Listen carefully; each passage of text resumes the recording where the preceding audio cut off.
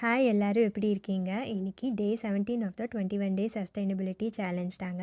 இன்னைக்கு பிரேக்ஃபாஸ்ட்டுக்கு சத்து மாவு பேன் கேக் தான் பண்ணி கொடுத்தேன். லஞ்சுக்கு வந்து கருப்பு கவுனி வச்சு ஃப்ரைட் ரைஸ் தான்.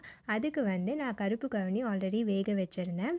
ஒரு பேனில் வந்து ஆயில் ஆட் பண்ணிக்கோங்க. ஹாட் ஆனதுக்கப்புறமா கார்லிக்கு, அப்புறம் ஃப்ரோசன் வெஜ்ஜீஸ்னு ஆட் பண்ணிவிட்டு குக் ஆனதுக்கப்புறமா அந்த கருப்பு கவுனி ரைஸை நான் ஆட் பண்ணிவிட்டு சால்ட்டு அதெல்லாம் செக் பண்ணிவிட்டு அவ்வளோதாங்க. ரொம்ப சிம்பிளாக முடிஞ்சது.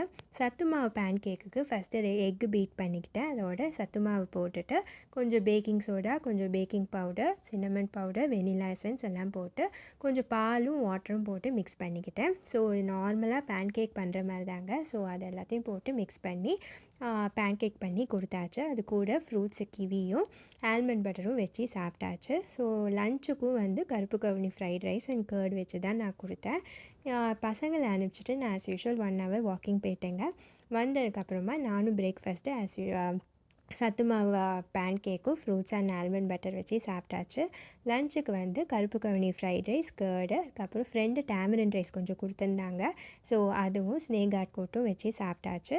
ஈவினிங் ஸ்நாக்குக்கு ஆப்பிளும் ஆரேஞ்சும் தான். டின்னருக்கு ரெட் ரைஸ் இட்லி தாங்க எல்லாருக்குமே பண்ணியிருந்தேன்.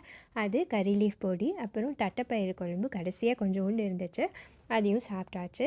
இன்றைக்கி வந்து வெதர் சூப்பராக இருந்துச்சுங்க. நல்லா ஃபாகியாக நல்லா கோல்டாகவே இருந்துச்சு. கொஞ்சம் லானெல்லாம் க்ளீன் பண்ணுற வேலை இருந்துச்சு. ஸோ அதுவும் பண்ணியாச்சு. ஹார்வெஸ்ட்டும் பண்ணணும். நாளைக்கு தான் பண்ணணும்னு நினைக்கிறேன். ஸோ இன்றைக்கி என்னோடய சேலஞ்ச் எல்லாமே சூப்பராக முடிஞ்சுது.